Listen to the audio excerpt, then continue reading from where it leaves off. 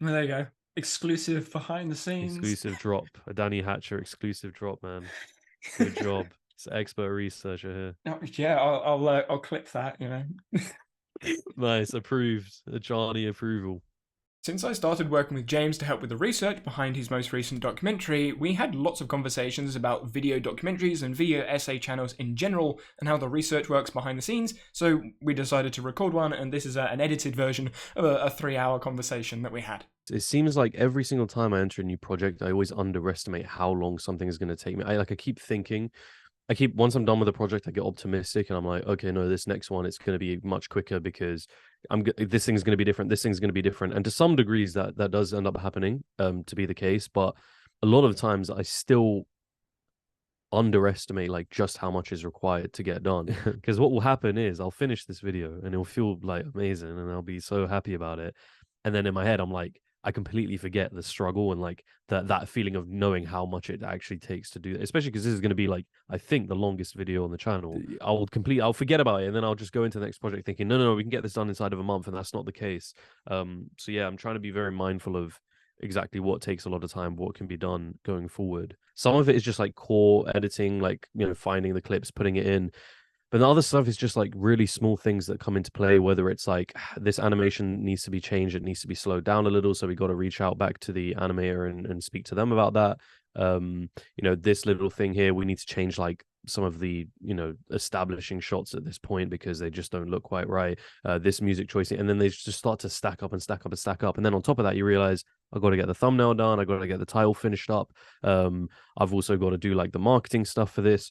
And you're looking at like the 22nd, which was initially my deadline, and I'm like, bro, I don't think I'm gonna be able to I don't think I'm gonna be able to hit that. I've sort of worked out a better path to completion for this video, which is going through each chapter, working out exactly what needs to be done, and then going through like a pass of, all right, let's just go and fix all the clips in this first pass. Now let's just add in all corrections to the animations.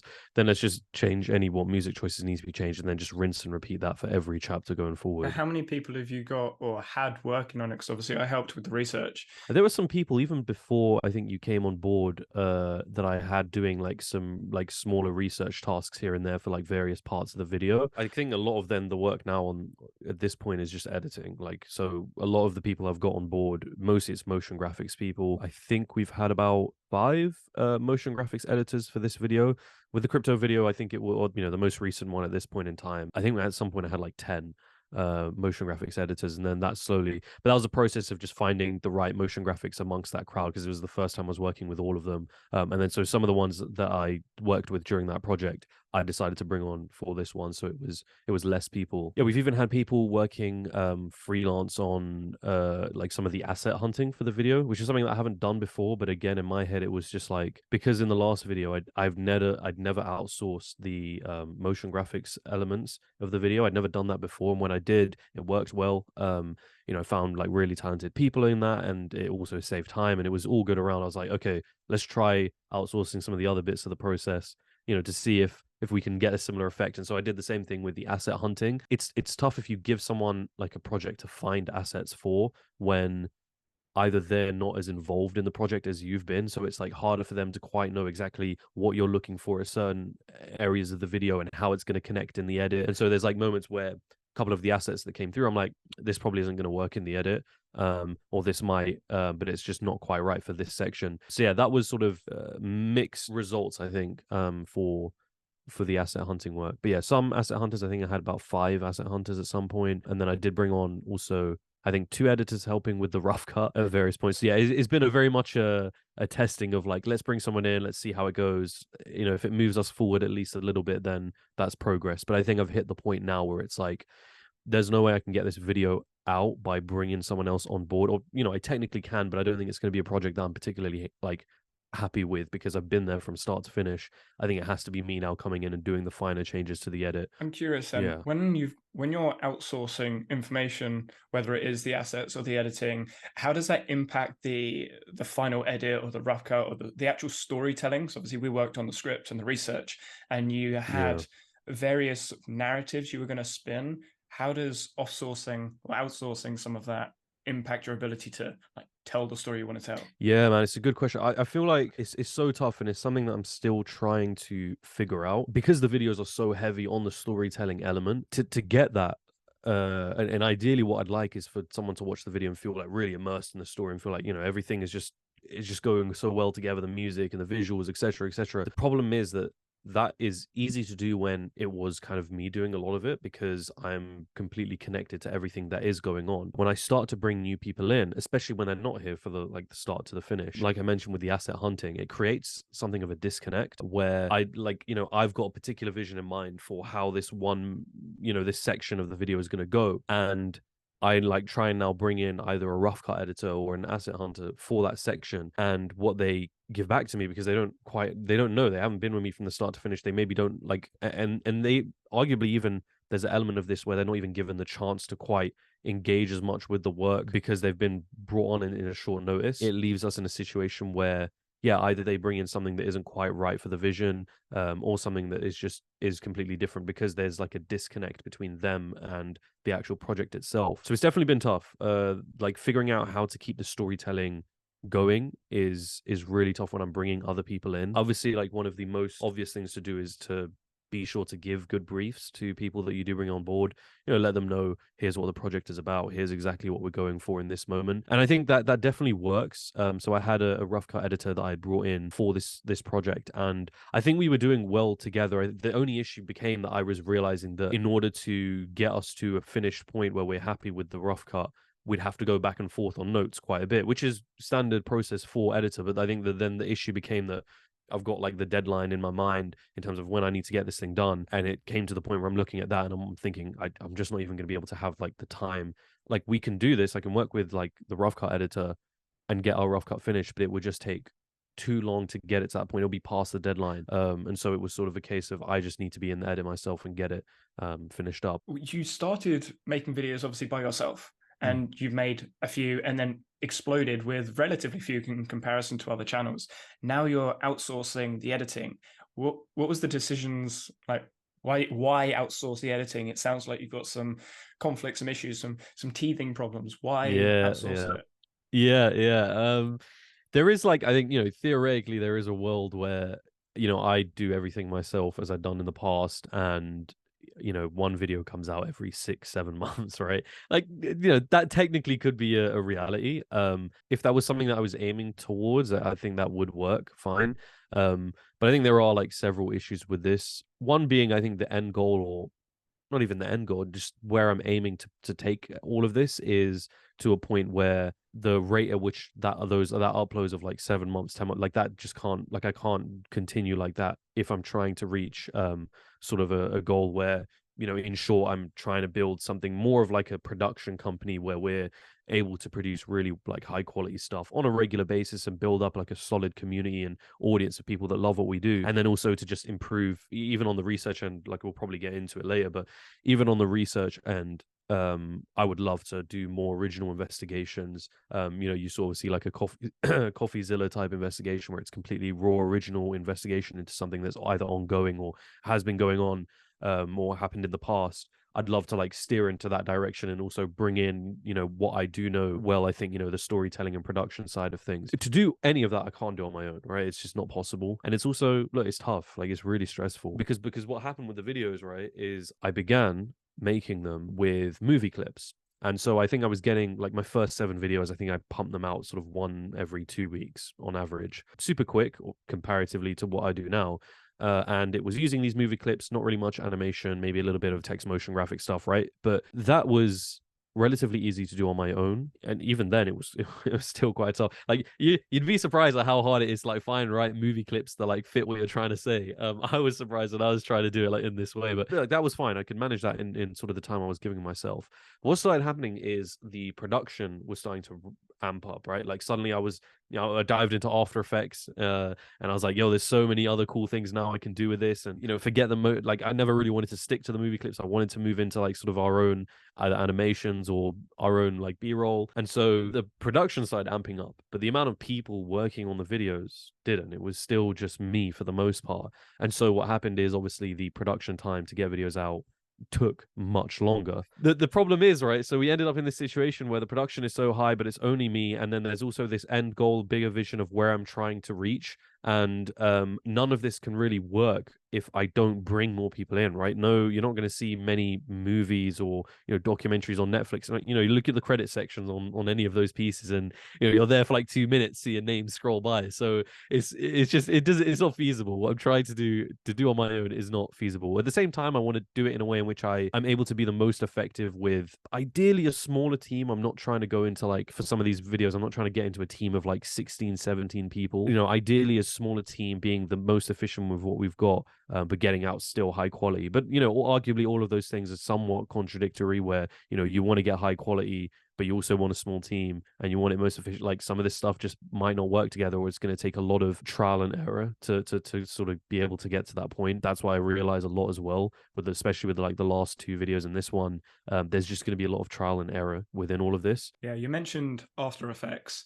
Obviously, when you're bringing people in, do they have to be using the same tools? And while we're on tools, like what's in your toolkit? Obviously, it can't just be a video editor. And when we were working together, I introduced you to a couple. You may have thrown them out now, but what are you working with now? Yeah, we'll start with video editing tools as a good starting point. So I use the Adobe suite of products. So Premiere Pro is normally where I do most of like the core of the edit. After Effects will be some of the motion graphic stuff.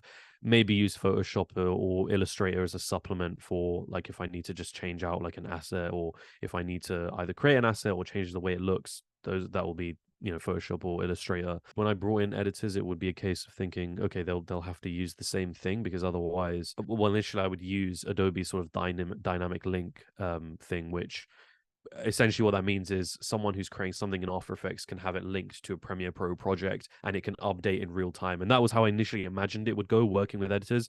I later realized that most people do not do that. Really, all you have to do is take the sections, or this is how I do it. I take sections of the video that I know are going to have motion graphics. I export that out to whoever is dealing with it. They create their animation using, still for the most part, it's been After Effects. And I normally prefer that because it's easier to communicate using After Effects language, even though there's not going to be major variants, I don't imagine, with other motion graphic software. It's still just easier. And then, yeah, I give that export to them. They create the motion graphics. They export it as just a standard, like an MP4 file. And then I just drag and drop that into the sequence. Pretty straightforward. And technically, I don't have to be working with the same software as some of the editors I work with. Ideally, if it's a full-time editor, it would be in the same software, especially when it comes to the core of the edit, which is inside of Premiere Pro. That's a situation where I might have to jump into the edit myself to actually either make changes, whether it's just really subtle stuff that's not worth like hashing out in notes, or if it can be more complicated stuff. I don't know how to use at this current point in time DaVinci Resolve, and I'm sort of in a situation. Yeah, I know. Apparently, everyone's sort of switching over, but at this current time, I just don't know how to use it, and I'm not even in a position where I'm like, okay, now it's time to dive into a new like software. So ideally, like I need to have, I think, with someone who's working on the core edit with me, especially with like the rough cut editors, it kind of has to be Premiere Pro. Otherwise, like I'm going to jump into a different software or not know how to do anything there. Then, of course, the sort of second big thing is Notion, which we've always spoken quite a lot about. Notion has been a big one for me in terms of for a whole bunch of things, even on like my own personal managing of things, whether it's like book lists or to-do lists, or really any kind of information that I have in my head that I want to be stored somewhere. Normally before Notion, it would be like I'd think of something, I'd be like, oh, I need to remember that. So I'll like write it on a sticky note and just slap it next to my desk. And then next thing you know, either that gets misplaced or like there's a bunch of sticky notes and it's completely disorganized. Notion was sort of like, all right, there's one place I can stick all of this information in. For the video specifically, you've seen it as well. Like I have like a central sort of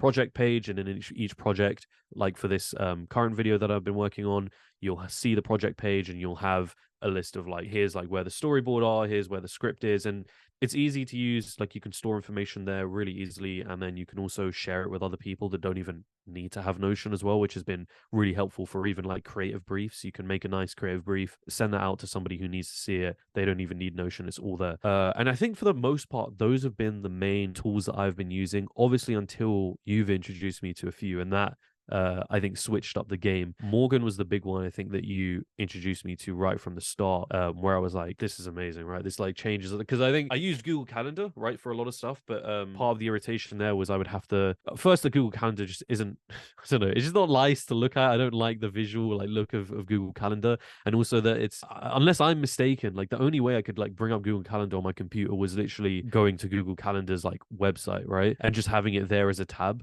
and then constantly having to click to it. The first thing that you showed me with Morgan, where I was like, you didn't even tell me much about it, but the first thing that I saw where I was like, yo, this is immediately better, was just like the Alt C like shortcut to just bring up the Morgan calendar at every point, so you could just see, okay, here's what I got coming next. That means instantly I was like, oh, like that would just improve so much about the way in which I'm working with this. The other part of this was also the fact that Morgan is not like, it's not like its own calendar thing. It's like you're connecting a Google Calendar to Morgan, so it's not like I have to suddenly switch everything up. It's like I've got my Google Calendar now. It's just like I have an app that can supplement the way in which I'm just using it. So there was that, like, and then also the fact that Morgan has like its to-do list stuff that you can do right there inside of it. At the same time, it had the scheduling as well, which was nice. I don't know if that's on the free version of it. I was like looking at it and I was like, look, it's cheaper for me to just get Morgan's premium thing than also having a subscription to like Calendly and or like to do it. So yeah, it combined a bunch of stuff which was really helpful all into one place. So Morgan was a huge one where it's like now I use that for my go-to when it comes to like calendar scheduling, to-do list stuff, even just sort of, you know, getting my day out on a piece of, well, in this case on Morgan, like even just planning out, okay, this hour I'm going to do this, that's hour I'm going to do this, and so on and so forth. I've used Morgan for that. That was like a big switch up. And then obviously I know the one that you're big fan of, Obsidian. That was another one that we were using for our research pretty much. I think I started with Notion and then we moved on to Obsidian. And I guess this is a whole other sub conversation here, but yeah, Obsidian was really interesting, and I think I liked Obsidian for how quick it was in terms of literal like speed and ability to use, and how you could just sort of drag things over to other tabs. It was very intuitive. It was nice. I think my struggles with Obsidian came when it became about like working with other people, and then also I think the big one for me that we've always had a funny back and forth on was about like how it looks. Like I'm always like a big on the, you know, visually does it look nice, and you're like, well, it doesn't matter, right? It's just like, does it work?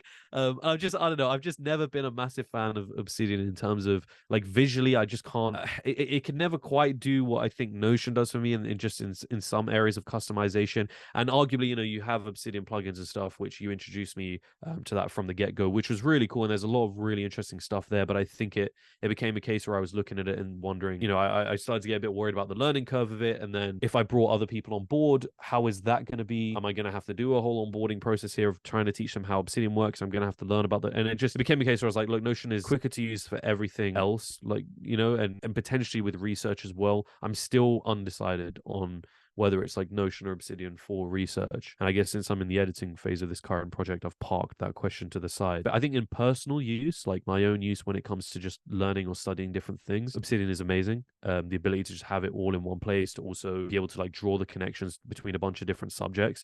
I really like that. I really like Obsidian for the personal stuff. I think when it came to group researching, I'm still just undecided. Oh, and then another big thing, Zotero. That was another one that you introduced me to. I hadn't really even heard of like reference management software, I guess is what you call it, right? I hadn't even heard of it until like you introduced me to Zotero, and I was like, oh wow, this is a whole form of software I'd always wanted in my head, somewhere I could like store all the references and different parts of the research that I'd found or uncovered online. And normally what I did was use like a Notion database to do this, but it's just really long to do that in a Notion database, especially when you're going through so many articles. Bro, like I don't have time to just constantly, like, as soon as I find an article, go into a Notion database and start a new like line and start to write this out. It was too much. And then you showed me Zotero, which was really cool, where it's just like click of the button in a Chrome extension. It's all there inside of your Zotero. You have your files organized. You can also share it with people. It was great. It really fixed like that issue with people. And sort of going back to Obsidian, the cool thing that I did like was the link that you could have between Zotero and Obsidian.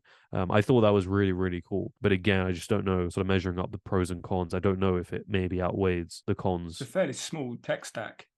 You basically yeah, got like, well, I mean, yeah, probably comparatively four, maybe five apps. Well, I mean, I use three. Yeah, Well, yeah, I guess I use DaVinci instead of Premiere, but yeah. small stack.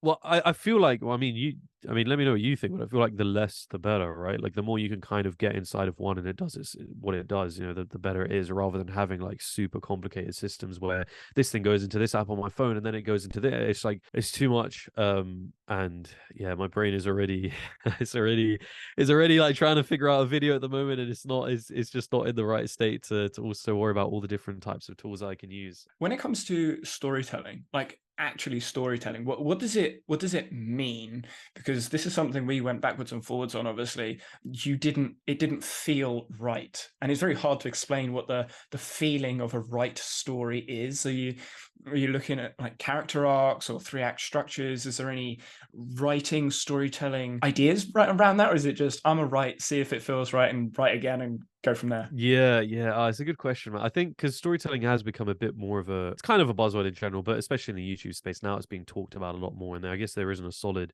definition of what does that even mean. And I think there's like general concepts or ideas like three-act structure, or the inciting incident, or like there's these little elements or character arc, these elements of what we think makes a story. But I guess there's no idea of like, but what is a story? I don't really have, this is sort of a definition that I think helps for me. Other people have different ideas of it, and I'm certainly no like authority on the subject, I wouldn't say. But for me, the way in which I see storytelling is generally taking a person from point A to point B, and in the middle, things happen.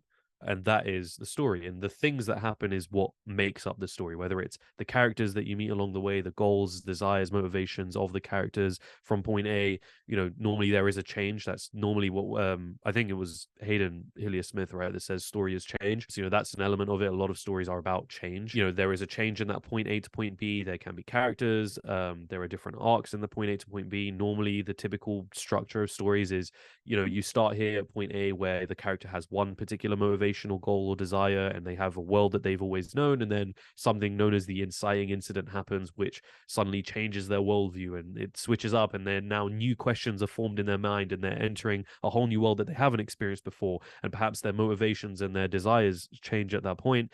And then for the rest of sort of that journey, or they're exploring that world, they suddenly uncover either this big villain or the enemy that they have to sort of battle, and usually that enemy encapsulates the opposite of what they are or what they need to be. And in defeating that enemy, they then therefore fulfill their arc of either changing as a person, realizing the thing that they needed to realize, and then you ultimately end at point B where something has happened. But I guess, do you want to dive into anything specifically there, or what are Oh you yeah, thinking? oh Yeah, definitely. for sure, for sure. When, for example, let's just take a chapter. You're Yeah. you're looking at the chapter, you're reading it through. It makes sense logically. It makes sense. It follows the story from A to B, but something's not quite right. It, Mm, it doesn't feel right. yeah. What processes do you go through? What are the secrets of storytelling, as it were, that you go through to make it feel like a better story? Yeah, yeah. I'll throw in a disclaimer that obviously I don't know, all of every element of this. I'm still very much like figuring out and actively learning. Normally, I think when it doesn't feel right, so I think we did encounter this when we were doing like the script for this current project. It became a case where if something doesn't feel right, it's normally because if you're too zoomed into one chapter, a chapter can like look well, but if when you zoom out, you start to realize, if you again look at the point A to point B, you're looking at just this specific part of that point A to point B. You zoom out and you realize actually this doesn't feel right, because here we have this very huge moment for some of the characters in this story, and it's like a massive game changing part, but it's happening over here, whereas it really should be happening here. We've got like this big thing happening over here, and then there's just not much going on until we eventually hit the end. Normally that would, I guess, be considered like a pacing issue. Something has gone wrong where when you read that chapter in particular on its own, it looks good, but then you bring in the context of everything else and how it relates to where we currently are in the story and who the characters are and have they gone through the change, or at what point is this change happening, it doesn't start to fit. Sometimes you have to do a drastic change, right? Especially if it's like you've got the middle point kind of happening near the start. Something in that case, it's rare, but I think when you've got a situation like that, there has to be some sort of big dramatic change. I think either a shortening of the entire story so that all of the stuff that happens later gets reduced, so that middle bit is now actually happening in the middle of the story. I'm trying to remember, because with this current video we had this concept of this sort of back and forth with the time. A lot of the easiest ways to tell the story is to do it chronologically, and there's nothing necessarily wrong with it, and from what I'd seen of other people's work, it was like that's the way the story is told. But I don't know, I wanted to try something a bit more challenging, also because I just felt like the meat of this story happens so much towards the end of it, and then once it happens, FTX literally collapsed inside of a week. it just feels too sudden and too quick. And I wanted to do something that was a little bit more interesting to try it. And I don't know if it necessarily will work, or sort of we'll see. But I wanted to do a time skip where we constantly go fluctuate from the present to the past. The present being kind of 2022 Super Bowl onwards, and the past being pretty much anywhere that is like further back from that point. I found it was helpful when I was doing the story to have that dynamic, because what it started to do was create this almost like this other ongoing story or question or mystery in the audience's head when they were looking at this future version of Sam Bankman-Fried and FTX and the empire that he built, looking at how incredible it is, and wondering like, how did we get to this point? And so you constantly go back into the past and you find like a piece of the puzzle that makes sense. Right? So initially you hear about Sam Bankman-Fried's generosity, and he was dedicated to giving his wealth away, and you're wondering, oh, like, where did that come from? And then you suddenly go to the past and you start to hear about effective altruism, and you're introduced to that concept, and you see how that was an idea that became a very big part of his life.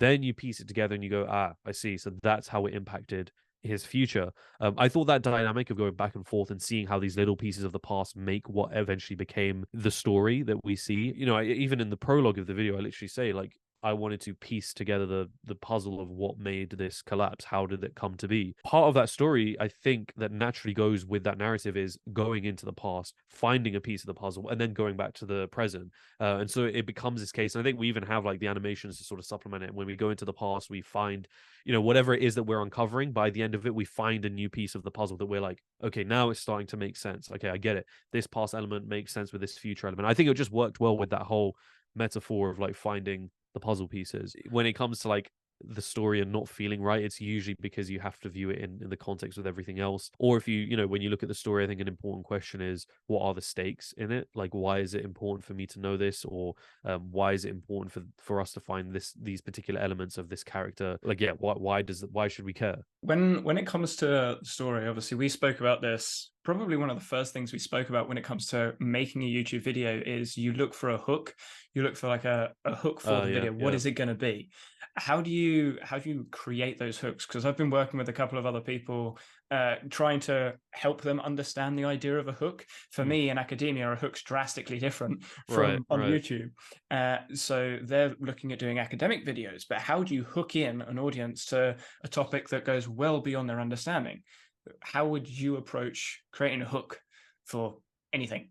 Yeah, it's a good question. I think so. It's tough. So the hooks for me are always like huge. It's almost the first thing I'll ever think of a video before I even decide to do the project is I need to have like a good hook in mind. Whether that's literally imagining visually what that might look like, or it's even just like a sentence. You know, for the mega churches video, it's like you've got these preachers that are amassing massive amounts of wealth, and they're preaching this idea of a prosperity gospel, which is all about their congregation donating money to them. That as a hook line is like, oh, I'm bought in, right? Like, I want to find out more about this world. Or it might just be that I have, it's like with the crypto video, I think that initial hook for the video, I always had in mind right from the beginning that I think that the line sort of begins with, what you're looking at is either the greatest technology in the world or one of the best Ponzi schemes, something like that, right? It was like this dichotomy of these two almost completely contradictory ideas. And I think right from the initial start of this video, I knew that was how I wanted to go in with the hook, because that was like something that just excited me. And it's hard. I think part of the element of knowing a good hook is does it actually excite you? Can you sort of boil down what your video is going to be into a sentence that makes you want to go, oh yeah, like this is something that I would really love to watch and dig into. But yeah, other elements of this is sometimes when you piece together, like when you have an idea of what the rest of the story is going to be like, and this is kind of where preliminary research goes into sort of play. When you have an idea of what the rest of the story could be like, or what it might look like, or areas that you could explore that would be interesting, when you have that in mind, you can sometimes then form an idea of what would be a good hook to tease out these ideas or to make it seem more interesting. The mega churches, when I was looking into, you realize, oh, there's this whole other aspect of like miracle healing as a subject. There's the whole placebo effect. There's there's the whole stuff around the prosperity gospel and what exactly it is and how it works, and all of the clips of the preachers asking. When you have that in context, then you can go back to the hook and you can be like, there's a lot of these areas that I want to sort of tease out from the beginning. Throwing in a clip of a preacher like begging for, asking their congregation to donate so they can buy a private jet is something that you figure out, and you find that in the preliminary research, and you're like, that's really good as a hook. That interview, again, just with the mega churches video, that interview with Kenneth Copeland by Inside Edition was such like a really good moment. That was initially how I actually got introduced to this whole concept.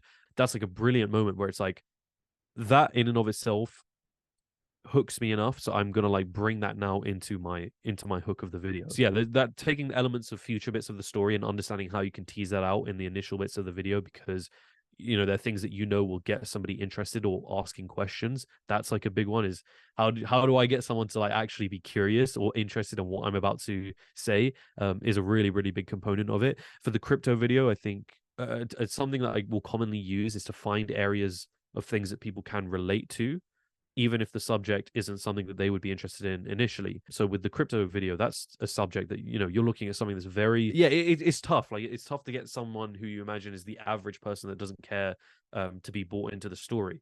So initially, how I led that hook of the video was, let's not necessarily talk about crypto or the technicalities of it. Let's just look at what are the opinions, or what is it that the average person sees that would hook them into this world. And that's when you start to dive into, first, this polarizing question of a bunch of people saying this is great technology. On the other side, you have a bunch of people saying the whole thing's a scam. That's a great hook question where it's like, oh, what is this thing? But then you throw in the aspect of celebrities getting on board and celebrities buying, like putting a huge chunk of money into all of this. And you mix that in now with the question of this is either this amazing technology or this is a scam. And you start to go like, what is going on, right? That's sort of that was initially with the crypto video. That was the big question I'm trying to push to people, is like to get them to want to actually care and ask, like, what is actually happening? What is this thing? Does your hook give someone, put someone in a position where they're now asking questions and wanting to find out more? And if you get someone in that situation, like it's go time, right? Then you've got them bought into the rest of the story. When it comes to the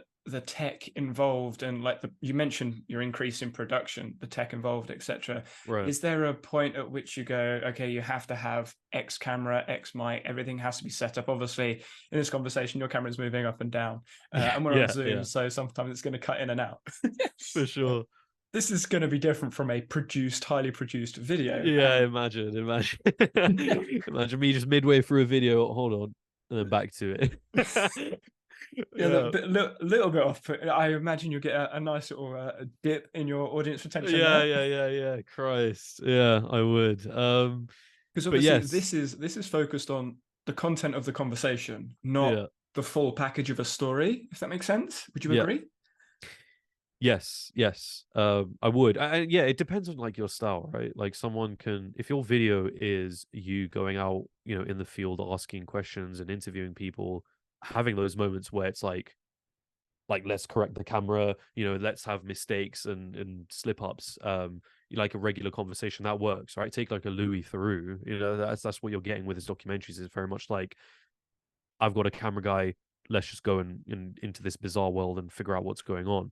My videos at the moment, although I'd love to explore this going out in the field aspect of things, and I definitely am going to try to in the future, at the moment the videos are very much like, we've got a script set up, we know what we're going to say, we've got an idea of particular visuals in mind.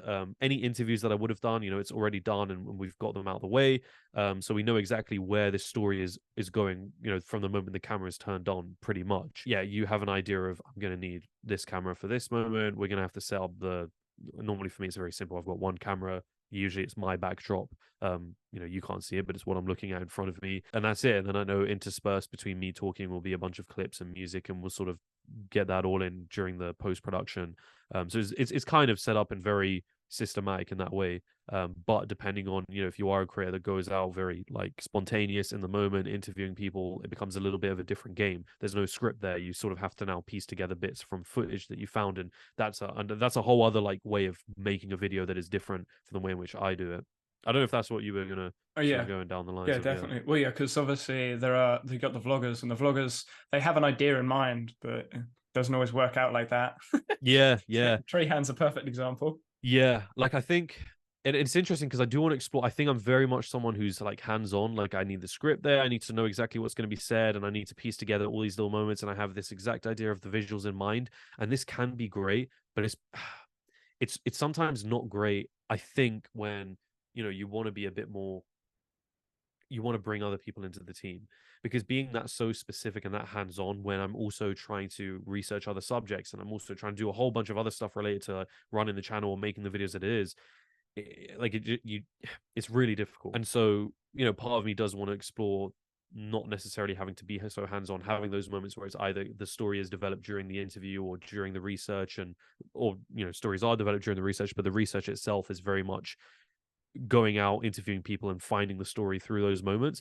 I think that would be a little bit less. I don't need to feel as hands-on if we're doing that as I am at the moment. But I could be wrong. The interesting thing is that a lot of these videos and the way in which people make them, they're so different in their processes, and that can just one small change of most of my videos are about interviewing people can change everything that comes after the fact. Do you mind talking about your experience of burnout, or do you want to leave that No, one? yeah, I'm more than happy to. It was sort of I was coming into. It's funny. It was like I was in a position where I knew that I couldn't keep making the videos on my own. There's like way too much involved in the production for what I want to do, and I need to kind of bring people on board. And I remember I brought in like an assistant and an editor, and we were trying to. I think our goal was sort of one video a month, and I think there's a mix of things that sort of led to the burnout. One of these things being that I think I've always been a very it's a mix of like perfectionism and having like self-criticism. A lot of these things are big, especially in the work that I do is so, I think it's a very attached. I mean, it's literally attached to who I am, right? It's under my name. But I think I also got very emotionally attached to the work that I create. So to the point where, if the work starts to feel stressful, that will then have like an impact just on me in general in my like everyday life. It will start to feel quite stressful. And if I don't get enjoyment from the videos that I'm making, that will then have an like impact on terms of how like I'm enjoying just everyday life. Like it's not even just about the work at that point. And so what started to happen was, I think I was in the process of outsourcing. And naturally, when you start to bring other people on board, especially because I had no experience doing this, and I tried to outsource it, all of it from the go, like the editing, I gave completely to the new editor without like much of, I didn't have many creative briefs. There wasn't many notes back and forth, and it was all under a short time period.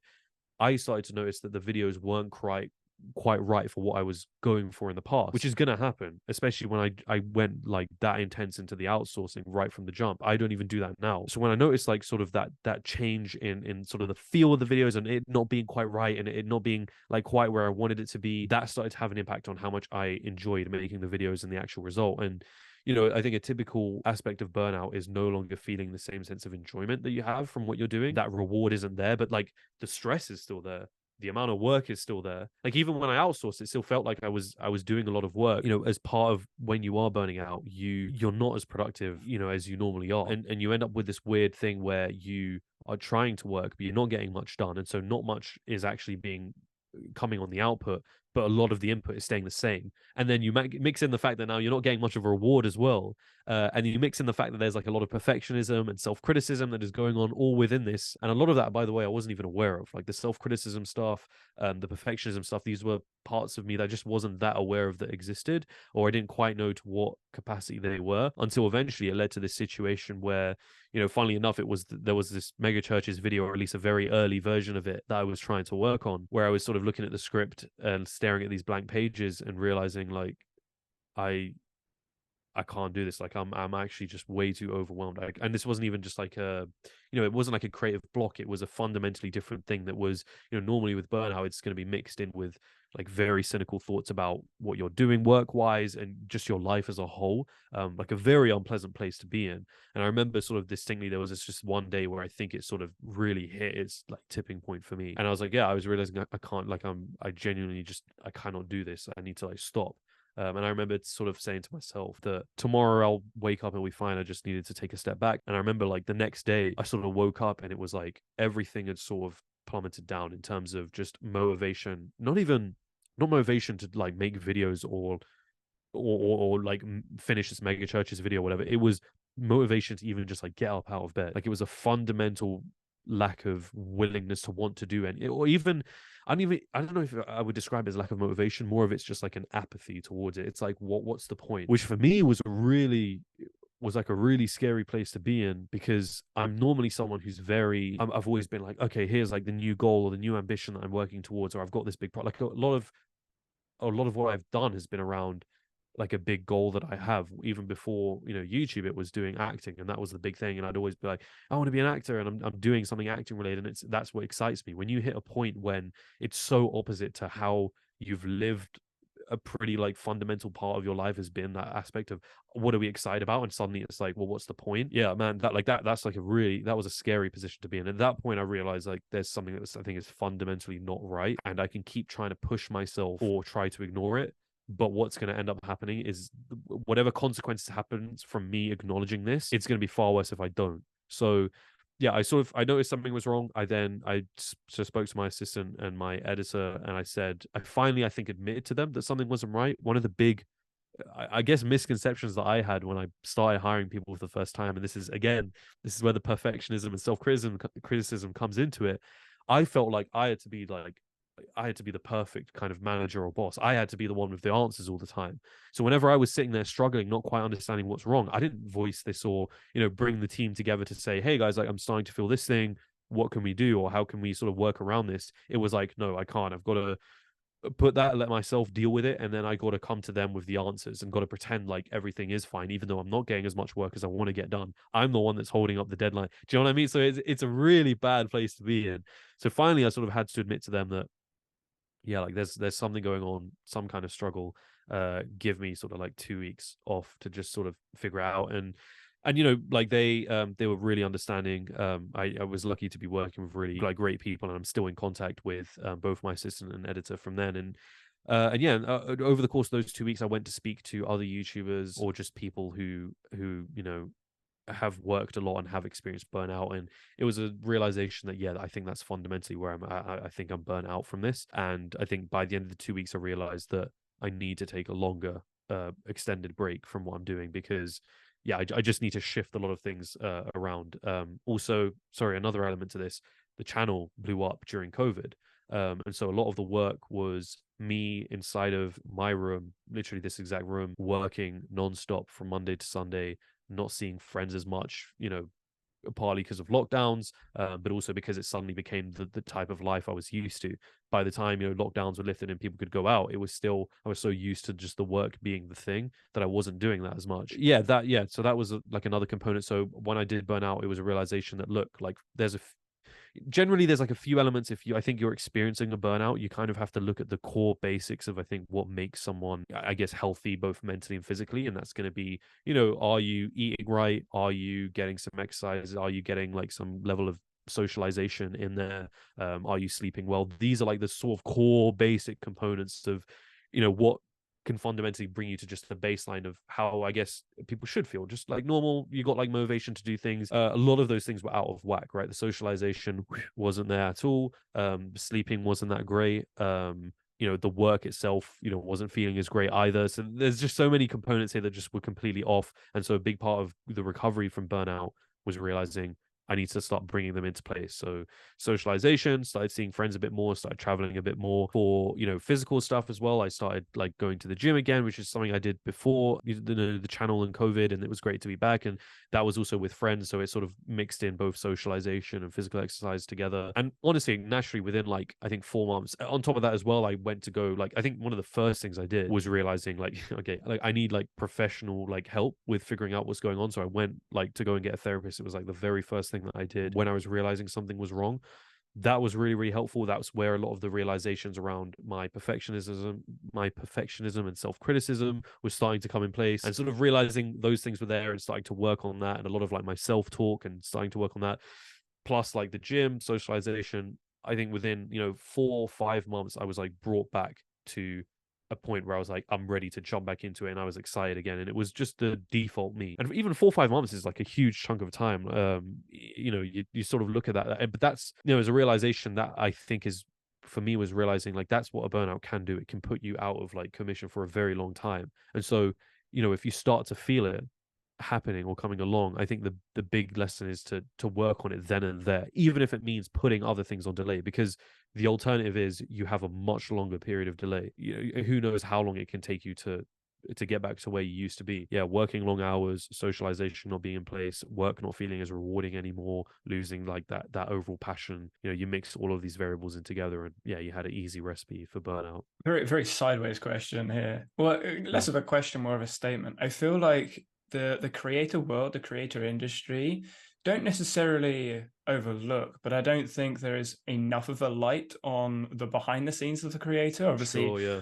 we're in the world. We know the editing podcast. We know Colin and Samir. We know what's going on, or maybe me more than you because I watch YouTube more than you. That's for sure. Yeah, yeah. But we sort of know the conversations that happen. And when you see all the commenters saying it's just a video, you're sitting there like, no, it's not. It's like, in your case, it's 7 months of my life. Yeah, yeah, yeah. Right, right, right. Yeah, it's a really good. Yeah, you don't. It was so. I remember having this realization when I first started as well. When I first started making videos, and you start to notice how many of the elements go into it, like what it takes to actually make it. Like it's not just. In some cases, it can just be turn on a camera, record, bang, out. But in I got some of yeah, those videos. yeah, exactly. You got it figured out, man. Like, but even that is not like I say that, but it's not actually as easy. Like, even that element, it was realizing that every component of like making the video has its struggles and difficulties. It's like with even like flipping on the camera and just talking to. I remember like in my first video, dude, I was more nervous for like making my first video than I'd ever been like in any acting audition in the past, right? Like the moment the camera was on, it was like, bro, I still have the videos of this because it's just really funny to watch. It's just me going like, dude, why is this so difficult? Like, I can't do that. It's just so weird. It feels weird, and that's just one component. Then you've got to like go into the edit, right? And that's another thing, learning how to edit. And it's not just learning how to edit if you're trying to make it on YouTube or to build an audience. You want to do a good video, so it's now about learning how to do a good video. Oh, so now there's a whole subject of storytelling that's coming into place.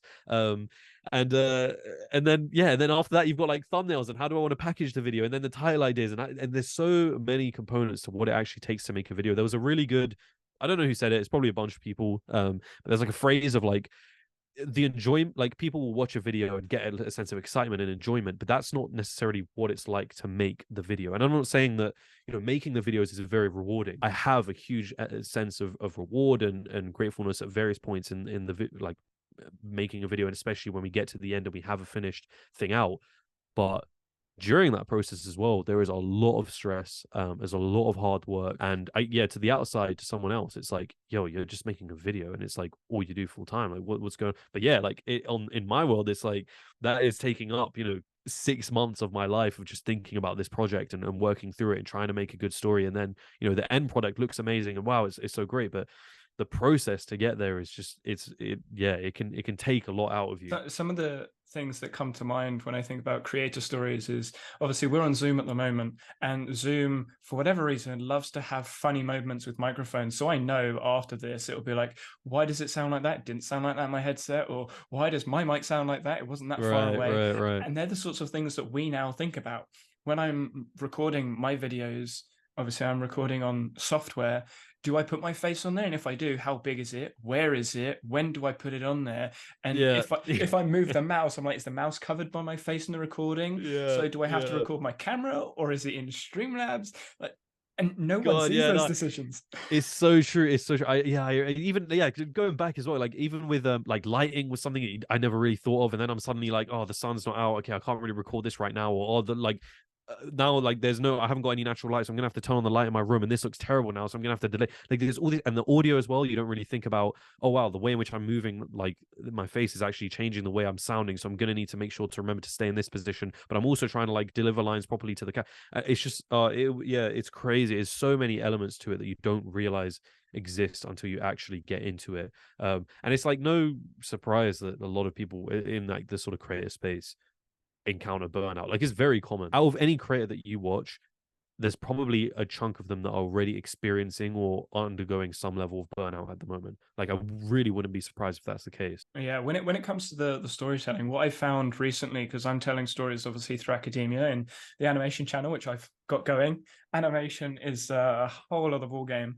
Yeah. What I found myself doing inside the storytelling is I want to say this thing, but I can't just say it straight up, because I know when I think about audience retention, they'll get bored or they won't understand, or for some other reason. Or how do I illustrate this on camera so that I don't like lose what it is that they're going on, confuse people. So I find myself asking a question when I'm telling a story. One, does this match the story? But two, does my target audience, whoever that is, understand what it is that I'm talking about? Right. Right. You've got a broader audience when thinking. So my video UK education system, I'm looking at an older audience. Typically, some of your videos could be consumed by younger audiences or much older audiences. How do you even try to manage those sorts of things in the Yeah, storytelling? yeah, yeah, man. It's a really good question. I think, and it's tough. It really is. Normally, like that's kind of where story can help if you're able to make someone care about the technical parts of it, like to actually make them want to now figure out, okay, actually want to know like how does it work. If you can get someone to that point, then it's great. Then you can start to go into like just explaining something technically, and that is a whole other subject in like how do you break something complicated down into a way that's like more digestible, and that also can be difficult because there are people who are very like they're in the know and they will look at the video and they'll think this is too simplified. I mean, we always had like we've had funny conversations about this, but it's like yeah, like you look at it and you realize you're someone that knows a lot about it and you see the simplification of it and you get annoyed by it, but then but then when you're the shoes on the other foot and you're realizing okay, I have to break this down in a really simple way. Otherwise, like if I get too technical, I'm going to lose people. But that aside, if you can get someone at least to the point where they care about the technical stuff, then that's a really good place to be in. In fact, I'm even purposefully phrasing it in a way in which it isn't actually accurate to what's happening, right? So I would phrase it as celebrities paying a ton of money for these pictures of apes. Technically it's not a picture of it, like it's an NFT, but I haven't introduced the concept of an NFT. I'm presenting it in a way in which the average person would have encountered all of this information and that would have been interesting to them. And then we sort of enter this part in the crypto video, especially I think it's the real pivotal moment, or I guess the inciting incident of that is where we encounter this interview. Is it Jimmy Fallon and Paris Hilton in their little talk show where they start to bring out these pictures of apes and talking about, oh, we bought these apes and it's a community and it's everyone sort of it just has this weird vibe of like something is so off about this and it just looks wrong and weird. And that's the pivotal moment where hopefully what I'm hoping for at that point is we get the audience to kind of go, all right, like what what is this, right? What are these pictures of apes? And then we are like start to dive in a bit more into understanding, oh, there is a whole bigger backbone to everything that we're talking about here. And that at that point you're hoping that the audience is now sufficiently they've been fed enough and teased enough information where they're like, now I'm invested and I want to find out what the hell is all of this. It is definitely tough. And it's easier I think I've got an easier way of doing it because like the whole point of my videos is they're supposed to be like a documentary or story. So I'm allowed to kind of go in with all the fluff at the start of everyone's talking about NFTs. But if you're like doing an explainer video, like, arguably if you're an explainer video, you've already got the audience that are interested in it. But even if it's not, and it's like your videos aren't even meant to be like that documentary stuff, you've got this annoying thing where you kind of need somebody to be invested into like understanding what it is or wanting to have the answers to it before but you're gonna have to do a bit of like preamble or preparation in order to do that, but you want to make that like the preamble interesting and not lose interest. So there is a lot of components of this that are difficult, but yeah, normally what I find is to be able to explain technical information to someone and not lose their interest is to make them interested in wanting to find out the technical information. Or an interesting question to ask is always what are the stakes to finding out that technical information? Why is it important that you do? The crypto video, it's about finding out, well, I've got a bunch of these celebrities that I recognize. I've got a bunch of people that I know in my real life that have spoken about cryptocurrencies, but there's a potential that this whole thing, some people are suggesting, could be a giant Ponzi scheme. Okay, now I want to find out what even is this thing so I can come to the conclusion myself. There you go. That's a really good buy-in. The stakes there are they're quite raw and they're quite real enough for you to now want to, there's like a real purpose behind wanting to find out the information. Or even another way, sorry, just throw in a last point. If you think about like in your own life, like whenever you've been actually interested in a subject and have gone and done the research for it, normally that's because there is some level of personal involvement or curiosity around the subject. And so the important thing is, you almost reverse engineer that and you ask yourself, how do I get my audience now to have that level of curiosity? How do I build out that interest? And that's sort of using the stuff we were talking about before. Yeah, because obviously we spoke about when you were talking about your burnout earlier, I was thinking about the story that we had, like me telling you my story. Yeah. And you were like, what? Yes. And yeah, that's such a good example. I remember that as well because when you were telling me about your own personal story with burnout, it was so good because because I mean we've already talked about like ecological dynamic. It's Well, just yeah, making sure. ecological dynamic, the ecological Yes. approach in general. Yeah, we were always talking about the ecological approach. And I think for me, I've always been interested because I like learning new things, and so I was initially invested from the start. But we were always talking about like how do you make that concept or that idea interesting to people that either don't have an interest in it, even though it could really be helpful for them. And then when you explained your story of like burning out, and then how you use the ecological approach to get through that, and sort of the interesting, that was a moment where I was like, yo, if you threw that into a video and you started with that story, immediately it's like you're invested into now wanting to know what that change was. And so you hear about ecological dynamics and you're like, okay, great. Like I want to learn out like what is this thing? Rather than just throwing ecological dynamics as a header and being like, this is what it is. It's sometimes kind of obvious. But I think the effect of it is really underestimated. If you look at like even some of the most effective marketing, even from people that, how I like to call it the fake guru stuff, where it's somewhat unethical, their most effective pieces of marketing are sometimes those story components of saying, I was this person and then I became this. Because what that does is it literally gets the person to become invested in the process of how that change happened. Like, what is it that you did to change? And so yeah, even like some of the most effective pieces of marketing do this like method of first getting you invested in the question of what is it, before showing that thing to you. When it comes to, I guess, the end, as it were, of the story, we discussed this like behind the scenes of your channel. I don't know whether you want to mention it, but building a community, building an ongoing conversation about videos, Right, because right, yeah. once a video's out, that's it, it's out. But some of the stuff you talk about is in the news, so it develops, and there's another stage, there's another step, Right.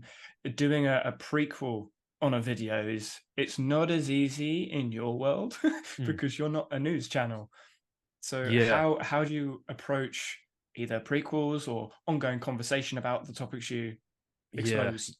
This has been a big one for me because a lot of the videos that I do as well are in the crypto video as an example, there's a pretty strong, I guess, suggestion or implication baked in there, which is sort of saying, yeah, the whole sort of space is kind of, is kind of full of it. That's a big conclusion. There's going to be a lot of opinions around that, right? Obviously. And the problem is with a video like that, I don't have anywhere where I can kind of keep the conversation going. What I find interesting and part of what I try to do the videos is arrive to some level of truth, like trying to find a very solid, grounded in reality conversation or understanding of a subject. It's very hard to do that with just documentary, one video out there. Part of the irritation for me is that I don't have a place to continue that conversation, at least not on the main channel. And so I think one of the things that I want to develop out and start building is either whether it's like a second channel or somewhere where I can start to facilitate those conversations. It can even be like live streaming on a second channel or something other than where the main channel exists as like big documentary moment. You have another like outside source somewhere that allows me to have the conversation after the fact and be like, okay, why do you disagree? Let's go through it. Let's talk about it. Let's even do some research on this. And, you can start to continue having like the ideas or developing the ideas as you go on and so further on. And that could potentially even lead into a sequel on the like initial video. I mean, a lot of the videos I've had where I've sort of had to make corrections on previous things. It's not like I haven't done this before. Like even the crypto video itself was sort of a correction on my initial view of that space. But it's just harder to keep the conversation going as it is with just that one documentary, which has sort of led me into wanting to, at some point, I'm going to have like a second channel built out, and just other mediums where like you can keep those conversations going. So does the community potentially become like part of your research, sort of like community research? Because Yeah. ideas for videos, there must be hundreds. Yeah. So this is this is where I think the benefit in building a community alongside doing this is going to come into place, is because the community becomes involved in the subjects as well, and in many ways they can become a very helpful voice in trying to piece together your understanding. Let's go back in time. Let's imagine the crypto video isn't out, and I announce or start talking on the second channel about some sort of crypto related subject. So suddenly I bring up that subject, and you'll have people in the community that either are into crypto themselves or not into crypto themselves.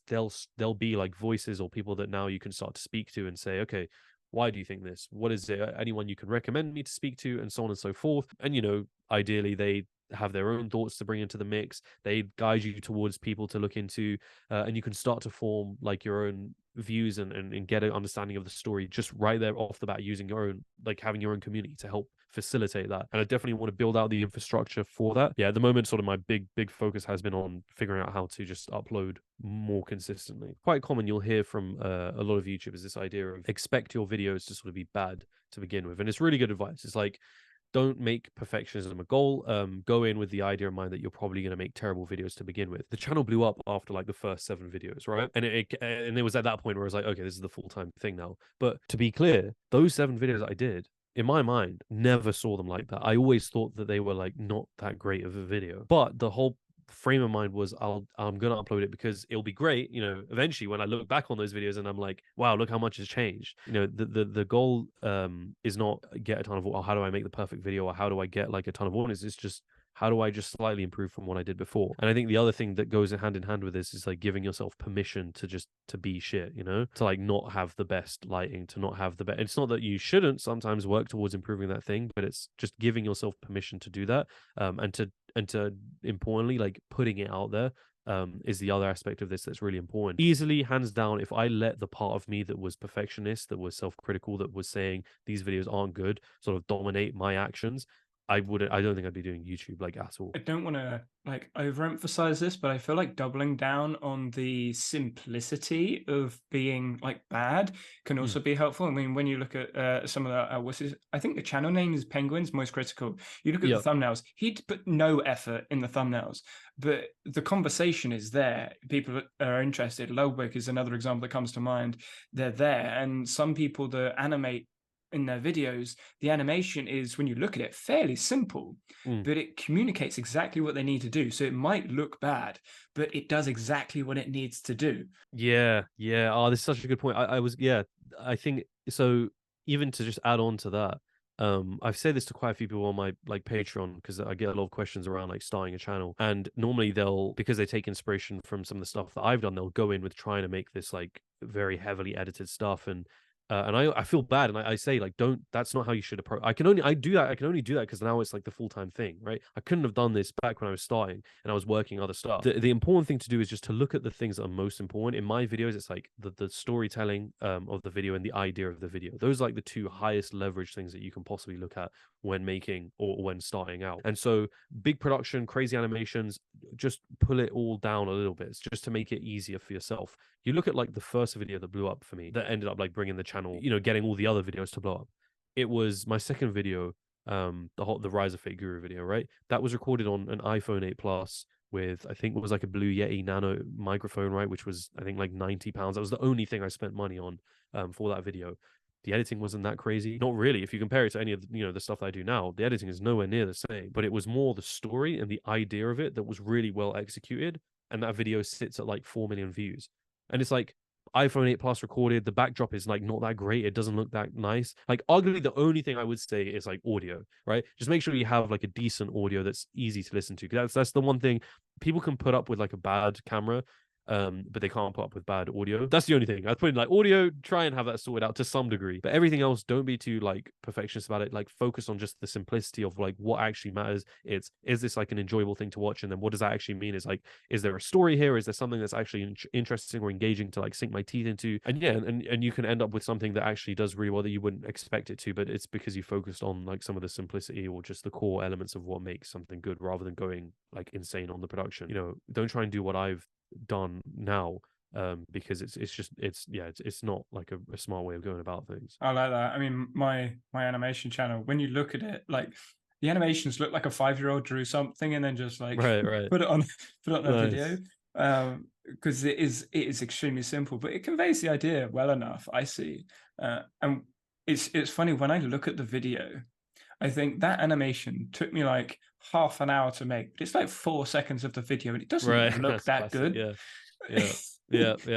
This is, it's a really classic thing of like spending like hours, a whole day on like what's effectively going to be like 5 seconds worth of just animation in a video. It's true.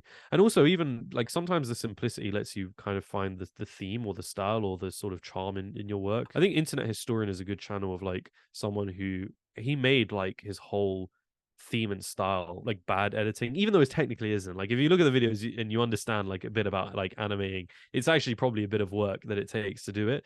But if you look at like even his older videos, the whole idea of it was meant to be kind of really dumb and like looking like amateurish look to the videos, where you like see stock images with the literal like watermark on them and everything, like, but that's like part of the charm. And sometimes you can find like that core of what makes your videos your. Yeah, go on. I think Jimmy, like Mr. Beast, he deliberately uses like lower quality cameras to make them look more real, even though he's got like hundreds and hundreds of them. I'm pretty sure he said that. He uses like Interesting. not massively like 4K, 8K cameras. He still uses like regular Yeah, cameras, just loads of yeah. them for all the angles. I really wouldn't be surprised, yeah, because yeah, sort of following in line. It's like if you go down to the core of what you're trying to do, that's where you can find like the essence of what your work is. Because all of the animation stuff that I do, it looks cool, it's great, but it's not like that's sort of the nice packaging around it and style. But like actually at the core of it, what I'm trying to do is like tell a good story that gets you invested in X, Y, Z. And that I think I only understood that that's kind of the core of it is through just being very simple during my initial videos.